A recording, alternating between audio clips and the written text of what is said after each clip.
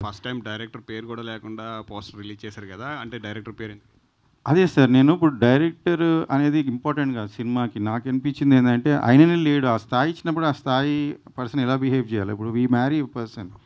You can't doubt your own wife or husband when you enter a relationship. అందరిని doubt పెడతామంటే సరే వీడు అందరికి అయ్యే వరకు సినిమాలో మేము డీప్‌లోకి వెళ్ళిపోయాం. తర్వాత తిరిగి వచ్చి చూస్తే ఇక్కడ మిస్టేక్ ఇక్కడే ఉంది. సో అది జరుగుతుంది సార్ చాలామందికి. సినిమాలు ఆగిపోతాయి బేసికలీ. నేను ఆగకుండా చేశాను. నేను ఏది చేశానో అది హానెస్ట్‌గా సినిమాని బయటపడేసాను.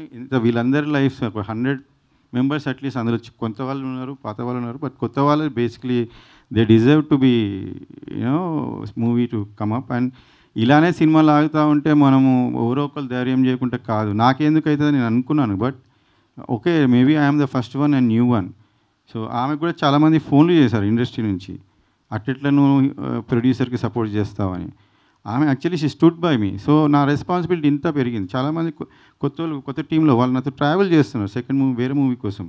నా బాధ చూడలేక వాళ్ళు నా ముందుకొచ్చి హెల్ప్ చేశారు. నేను స్టోరీని ఆపిన తర్వాత 9 మంత్స్ కూర్చొని మళ్ళీ ఆ సెకండ్ హాఫ్ వాళ్ళు ఫినిష్ చేయండి, వాళ్ళు రాయింది సరిగా రాయింది నేను కరెక్ట్ చేసుకొని మీరు బిలీవ్ మీ ఫస్ట్ దానికి everybody who heard it, who saw it, they all said అసలు సినిమా ఆపినందుకు నువ్వు లక్కీ అండ్ నువ్వు చేసినందుకు చాలా మంచిగా వచ్చింది. So I'm also confident about the output.